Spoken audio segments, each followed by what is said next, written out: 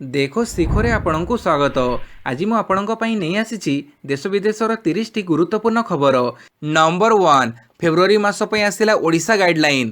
स्वतंत्र relief commissioner पक्षर जारी होती फेब्रुआरी मासर गाइडलाइन। नुआ गाइडलाइन मुताबक नाइट कर्फ्यू अवधि पूर्वपरी राति 10 आरंभ हो सका 5टा जाए राज्यर समस्त सहरांचल में लागू हो नाइट कर्फ्यू।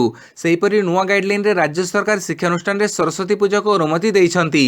अल्प संख्यक छात्र छात्री को नहीं सरस्वती पूजा करा छड़ा सरस्वती पूजा समूह भोजी और मनोरंजन कार्यक्रम करने को मना कर माघ सप्तमी और माघ पूर्णिमा मना कर नदीघाट समुद्र तटरे गहड़ी करी माघ सप्तमी बुड़ा मना जाई परिबो नाही। मंदिर परिसर रे बिना भक्तरे माघ सप्तमी और माघ मेला को राज्य सरकार अनुमति देइछंती। नंबर 2 इलेक्ट्रिक गाड़ी किनिथिले मिलिबो 5,000 रु 50,000 टंका पर्यंत सब्सिडी।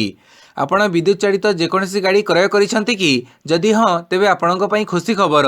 एई गाड़ी क्रय बेले ग्राहक मानकु रजिस्ट्रेशन फी और मोटरयान टिकस देबाकू पड़ी नथिला। एबे अतिरिक्त 15% सब्सिडी अर्थ को सरकार द्वारा बैंक अकाउंट को पठाଯିबो। जो माने 2021 सेप्टेम्बर 1 पर विद्युत चालित इलेक्ट्रिक गाड़ी किनिथिबे सेमाने एई अतिरिक्त सब्सिडी टंका फेरस्त पाइबे। काली परिवहन विभाग पक्षरु जारी विज्ञप्ति अनुसार राज्य में इलेक्ट्रिक गाड़ी गुड़िकर बिक्री वृद्धि को प्रोत्साहित करने पई राज्य सरकार विभिन्न धरणर इलेक्ट्रिक गाड़ी उपरे 5,000 रु 50,000 टंका पर्यंत सब्सिडी घोषणा करिसंती। 2025 डिसेम्बर 31 तारिख पर्यंत यह सब्सिडी प्रदान करा जिवो।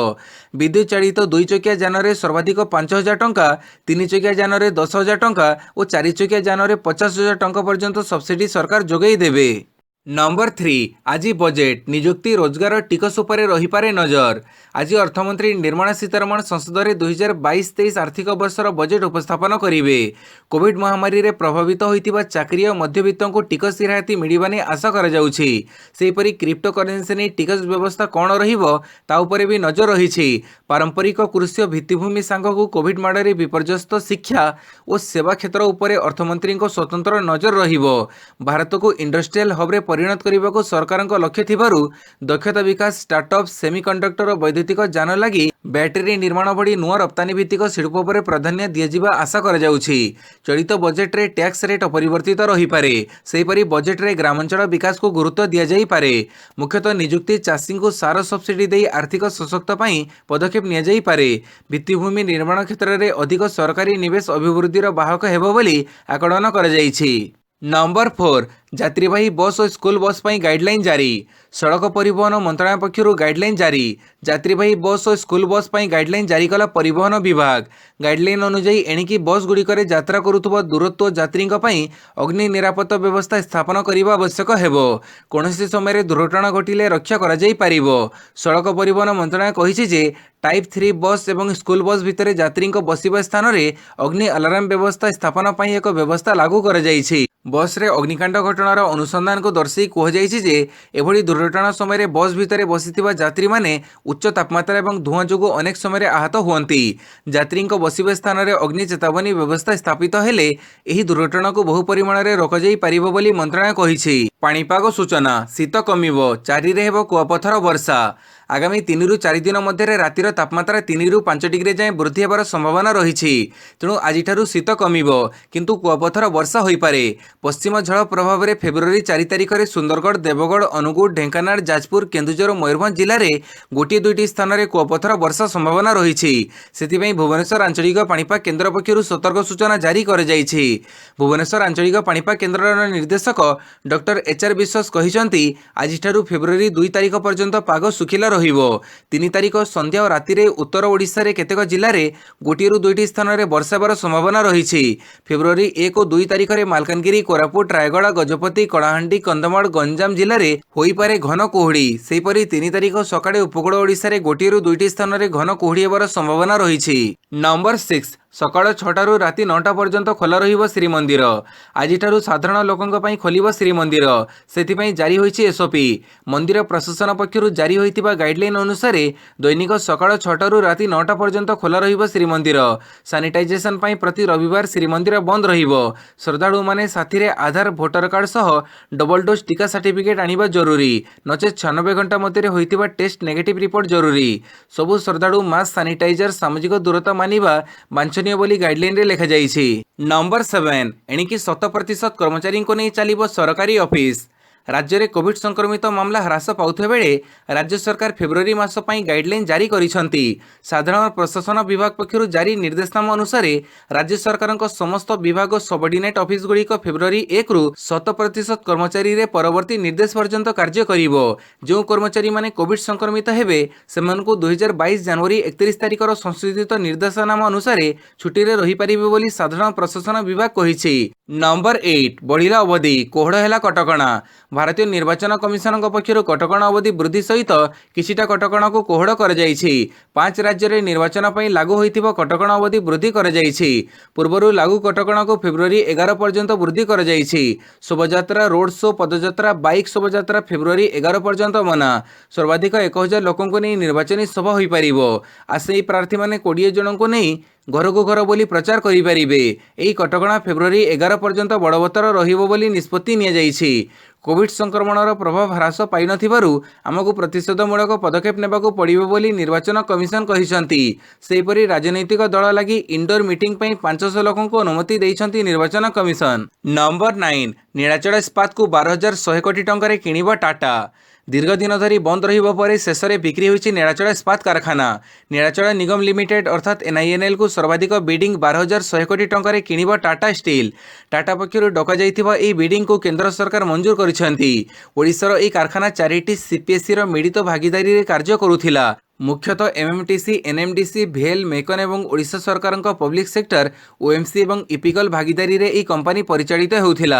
जाजपुर जिलार कलिंग नगर रे 1.1 मिलियन टन क्षमता विशिष्ट एई कंपनी दीर्घ दिन धरी घाटरे चलिबा परे बंद होई जाइथिला। विपद आर्थिक क्षति जोगु 2020 मार्च 30 तारिख रे कंपनी बंद होई जाइथिला। या परे कंपनीर शह कर्मचारी भविष्यत अंधार होई जाइथिला। 2021 मार्च 31 रु नीलाचल इस्पात उपरे 6600 कोटी टंकार ऋण भार रहिछि।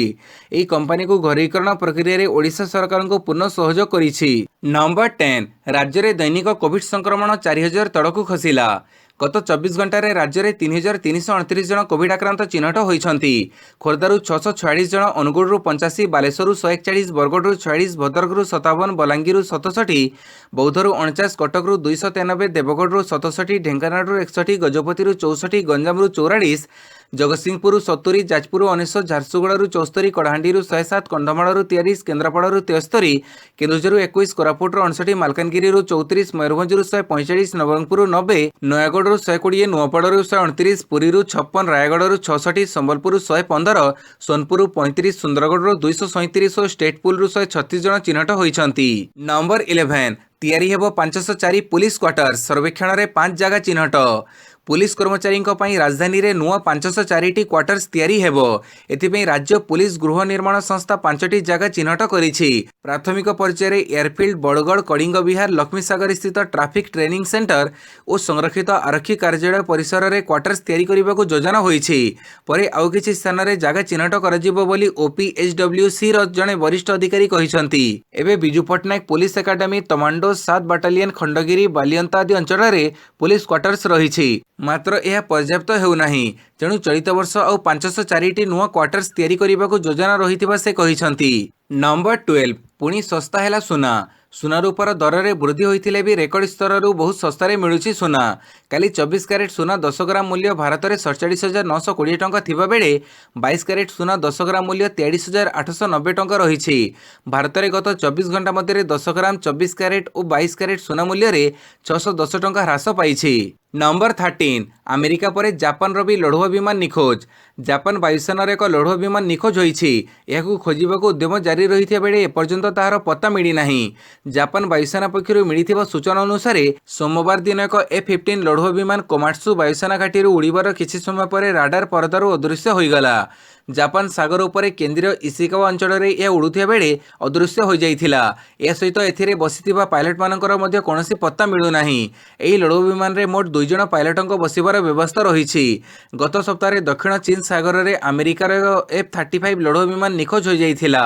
एपर्यंत ताहार पत्ता मिली नाही। नंबर 14 100 कोटी टंकार ठकई डायरी कंपनी एमडी गिरफ 100 कोटी अधिक टंकार ठकई अभियोग में राजरांगपुर दिया dairy agro processor private limited परिचालना निर्देशिका अमृता किंडो गिरफ क्राइमब्रांचर अर्थनैतिक अपराध शाखा ईओडब्ल्यू भुवनेश्वर गिरफ करिछि।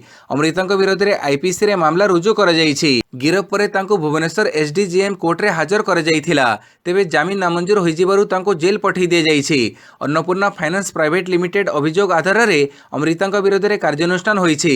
2020 फाइनान्स संस्थार लोन आत्मसात करिथिबा अभियोग होइथिला। अमृता संबंध फाइनान्स प्राइवेट लिमिटेड और अन्नपूर्णा प्राइवेट लिमिटेड को जाल डॉक्यूमेंट देई कोटी टंकार ऋण आनिथिले किंतु एहाकु से परवर्ती समय फेरी नथिबा अभियोग होइछि, जहाँ संपूर्ण भाव में बेआईन दर्शाई मामला रुजु करिथिला ईओडब्ल्यू। नंबर 15 107टी म्युनिसिपालिटी और एनएससी अध्यक्ष पद पर चूड़ांत संरक्षण तालिका प्रकाश। पौर निर्वाचन पर आरंभ होइछि प्रक्रिया। राज्यर 107टी म्युनिसिपालिटी और एनएससी अध्यक्ष पद पर काली प्रकाश पाई चूड़ांत संरक्षण तालिका। नगर उन्नयन विभाग पक्षर यह तालिका प्रकाश कर 107टी म्युनिसिपालिटी और एनएससी अध्यक्ष पद मध्य अनुसूचित जाति 8टी संरक्षित रखा बेले अनुसूचित जाति महिला 9टी, अनुसूचित जनजाति 3टी, अनुसूचित जनजाति महिला 5टी आसन संरक्षित कर महिला 40टी अध्यक्ष पद संरक्षित रखा बेले 42टी अध्यक्ष पद असंरक्षित रही। नंबर 16 एशिया महिला कप थीम सॉन्ग प्रस्तुत कले ओडिया युव संगीतज्ञ। महाराष्ट्र नवी मुंबई ठारे आयोजित AFC women's Asia cup football theme song प्रस्तुत करी ओडिया युवक एवं चर्चा से होचंती युव ओडिया संगीत निर्देशक अनुराग पट्टनायक। जनवरी 20 रु फेब्रुआरी 6 तारिख जाए पुणे, मुंबई और नवी मुंबई रे अनुष्ठित होता एएफसी वुमेन्स एशिया कपर थीम सॉन्ग प्रस्तुत करने नवी मुंबई म्युनिसिपल कॉर्पोरेशन पक्षर ये ऑफर मिलता आउ एभली सुजोग को हाथछड़ा करनथिले। से अनुरागों संगीत निर्देशन में एथर कंठदान करिसेंती नाव्य जयती। थीम सॉन्ग रचना करिसेंती इमरान फरहान। कैमेरा परिचालना संपादन में अछंती मौसम साहू। क्रिएटिव हेड अछंती प्रशांत नंदी। स्टूडियो 6 रे याको रिकॉर्ड करा जायछि। नंबर 17 पारिकरंको पुओ को समर्थन करी पाणाजी प्रार्थी प्रत्याहार कला शिवसेना। बीजेपी टिकेट न पाई अपमानित हेबा परे स्वाधीन प्रार्थी भाव निर्वाचन लड़ुवा पूर्वतन मुख्यमंत्री मनोहर पर्रिकर पुओ उत्पल को समर्थन करने शिवसेना गुवर पाणिजी आसनरू तार प्रार्थी प्रत्याहार कर जदि पाणिजी प्रतिद्वंदिता करने लगी उत्पल पर्रिकर बीजेपी टिकेट न पाती तेबे तांको समर्थन करने लगी शिवसेना सांसद संजय राउत पूर्व सबु विरोधी दलों को निवेदन करते। महाराष्ट्र मंत्री आदित्य ठाकरे को टैग कर एक ट्वीट संजय राउत कहते आमे आम कथा रखिलु। पाणाजी शिवसेना तार प्रार्थी शैलेन्द्र बेलिंकर को प्रत्याहार करिछि। नंबर 18 साठी महला उपरू डेई पड़िले मिस यूएसए। जीवन हारिले मिस यूएसए विजेता। साठी महला उपरू डेई पड़िले सुंदरी। मिस यूएसए 2019 विजेता चेस्ली क्रिस्टा आत्महत्या करिसंती। पेशे वकिल थिबा एही अमेरिकीय मॉडल को मृत्यु बेड़ को 30 वर्ष बयस होइथिला। चेल्सी मृत्यु खबर को नहीं ब्रह्मांड सुंदरी हरना सांधु दुख प्रकाश करिसंती। डेली मेल खबर मुताबक चेल्सी साठी महला बिल्डिंग 29तम फ्लोर रु डेई काली सकाळे आत्महत्या करिसंती। तांको घटनास्थल में मृत्यु घोषणा करा जायछि। ओरियन बिल्डिंग नवम फ्लोर रे तांको फ्लैट थिला। गत वर्ष डिसेम्बर मिस यूनिवर्स विजेता हेबा परे हरना सांधु साक्षात्कार नहीं चेल्सी। तेबे से कहीं आत्महत्या कले तार कारण एजाए जनापड़ी नहीं। नंबर 19 मध्य प्रदेश रे फेब्रुआरी 1 रु खोलिबो स्कूल। कोविड ग्राफ खसिबा परे पिला स्कूल जिबे। मध्य प्रदेश रे स्कूल एवं घरोई आवश्यक विद्यालय खोलिबा पई निष्पत्ति होईछि। फेब्रुआरी 1 रु 12 मध्य स्कूल खोलिबो। तेबे 50% क्षमतार स्कूल चलिबो बोली मध्य प्रदेश सरकार निष्पत्ति नैछंती। राज्य रे कोविड मामला स्थिर रहिछि। मेडिकल विशेषज्ञों सह आलोचना परे एही निष्पत्ति नैछंती मध्य प्रदेश सरकार। परे सरकारी निष्पत्ति नहीं निजे ट्वीट करी मध्य प्रदेश मुख्यमंत्री शिवराज सिंह चौहान जनइछंती। नंबर 20 प्रथम थर पई सऊदी अरब रे आयोजित हैला योग उत्सव। योग करने शनिवार दिन 1000 रु अधिक जनता Saudi अरबर king Abdullah economic सहरर जुमान park को आसीथिले।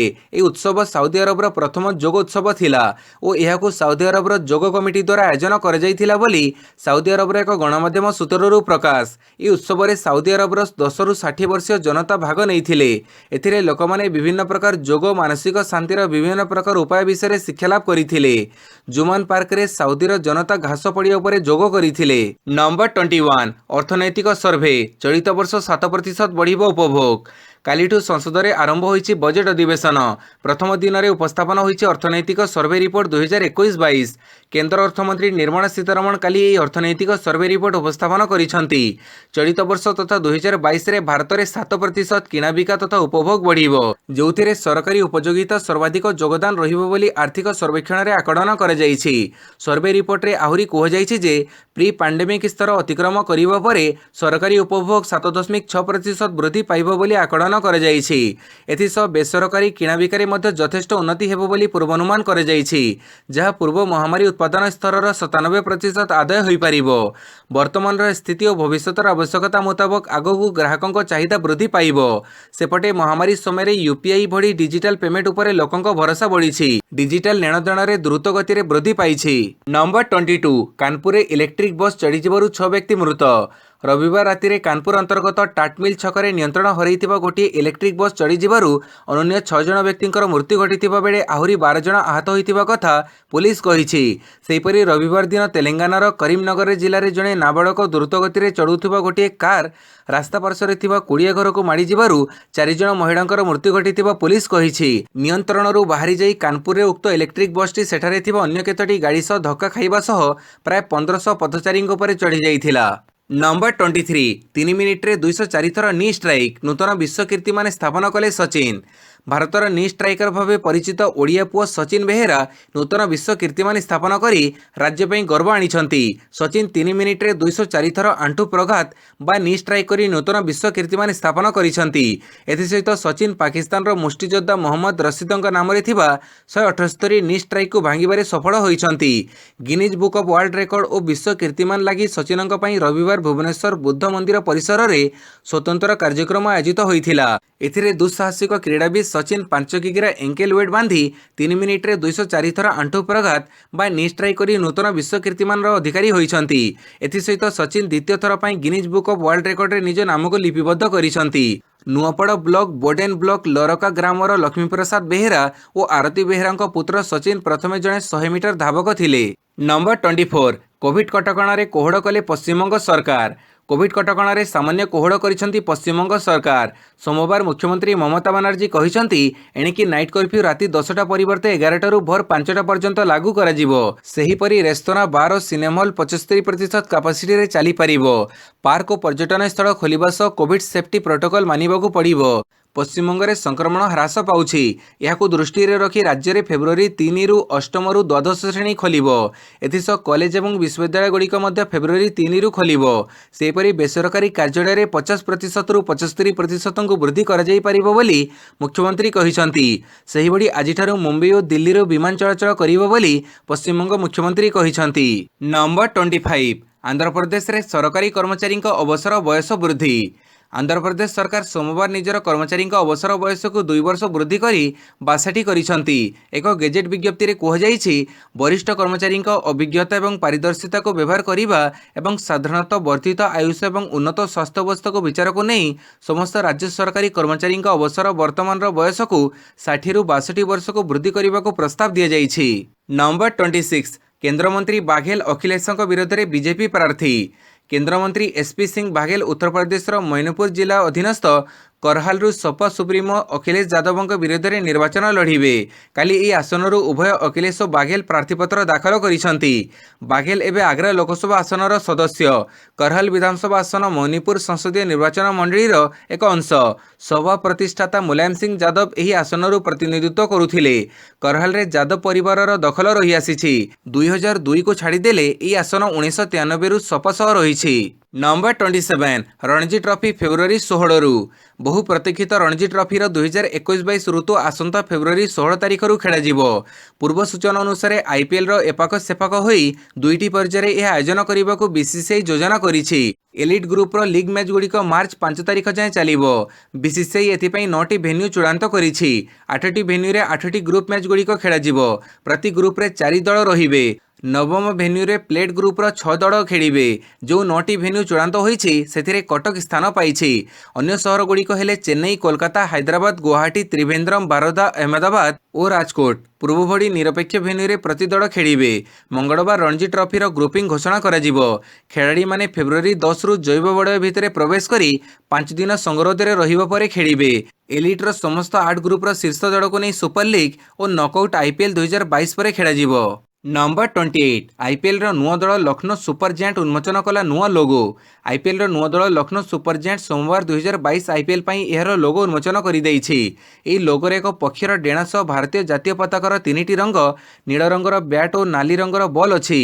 लखनऊ सुपर जायंट नुआ लोगो विषय वार्ता जारी करी कहिछि रक्षाकर्ता भावे जणा जाउथिबा पौराणिक पक्षी गरुड़ जे कि निज शक्ति बड़े निजको रक्षा करी आगको बढ़ी थाए दल को आगको बढ़िबाको प्रेरणा सृष्टि करिवो।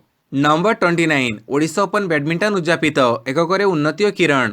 देशर क्रीड़ा राजधानी ओडिशा रे आउ एक अंतर्जातीय क्रीड़ा प्रतियोगिता सफलतार सह समाप्त होईछि। ओडिशा सरकार भारतीय बैडमिंटन एसोसिएशन ऑफ ओडिशा और विश्व बैडमिंटन महासंघर मिलित सहयोग रे कटकर जवाहरलाल नेहरू इंडोर स्टेडियम रे चलीथिबा बीडब्ल्यूएफ ओडिशा ओपन सुपर 100 अंतर्जातीय बैडमिंटन प्रतियोगिता रविवार उद्यापित हो जाइछि। एथिरे महिला एककरे उन्नति हुड्डा और पुरुष रे किरण जॉर्ज विजेता होइछंती। पुरुष एकक फाइनल रे किरण जॉर्ज 21-15, 14-21, 21-18 रे प्रियांशु राजवत को परास्त करी विजेता होइछंती। नंबर 30 क्रेसिकोवा सिनियाकोवा महिला जुगड़ champion. Grand slam tennis tournament Australian open रो महिला जुगड़ चैंपियन होइछंती चेक गणराज्यर जोड़ी बारबरा क्रेसिकोवा और काटेरिना सिनियाकोवा। रविवार खेला जाइथिबा फाइनल मैच रे क्रेसिकोवा सानियाकोवा 6-7, 6-4, 6-4 सेट रे काजाखस्तान रो अन्ना डालनिलिना और ब्राजिल रो ब्रिटिश हाडाड माइया को परास्त करिसंती। ए विजय सह टॉप सीड क्रेसिकोवा सिनियाकोवा जीवनर चतुर्थ ग्रांडस्लाम टाइटल जीतिछंती। पूर्वरु क्रेसिकोवा सिनियाकोवा 2018, 2021 फ्रेंच ओपन और 2018 विंबलडन रे महिला डबल्स टाइटल जीतिथिले। दुहे 2016 रो एकाठी खेलिबा आरंभ करिथिले। भिडियोटी को संपूर्ण देखिथिबारु बहुत बहुत धन्यवाद।